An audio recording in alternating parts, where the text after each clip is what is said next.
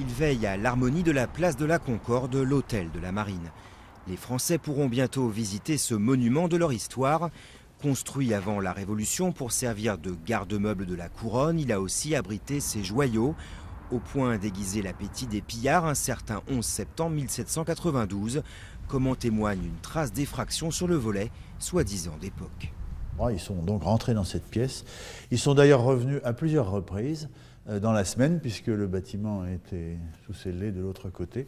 Et ils ont dérobé beaucoup de pièces de joaillerie qui, par la suite, ont été retrouvées pour l'essentiel. Certaines ont même été rachetées. C'est sur ce bureau qu'est signé le décret de l'abolition de l'esclavage en 1848, car cet hôtel fut longtemps le siège du ministère de la Marine et des colonies. En témoignent les nombreuses références maritimes des intérieurs dans le salon d'honneur et celui des amiraux.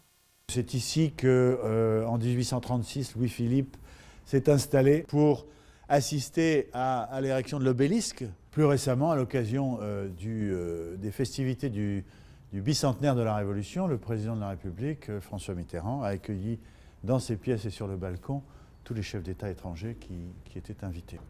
La vue imprenable sur la place de la Concorde sera elle aussi accessible au plus grand nombre, car l'état-major de la Marine va définitivement quitter les lieux pour rejoindre un nouveau complexe dans le 15e arrondissement.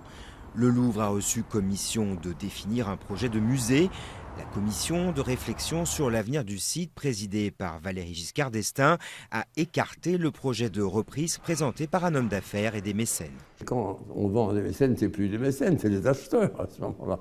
Vendre à des mécènes des chambres de luxe ou un hôtel de luxe sur la place de la Concorde. Donc c'était la visite financière. Et d'ailleurs, personne ne peut dire comment ça se serait terminé. L'hôtel de la Marine et sa cour intérieure, version rénovée, devraient ouvrir leurs portes à l'horizon 2015. Des galeries et un restaurant à des prix annoncés accessibles sont aussi à l'étude.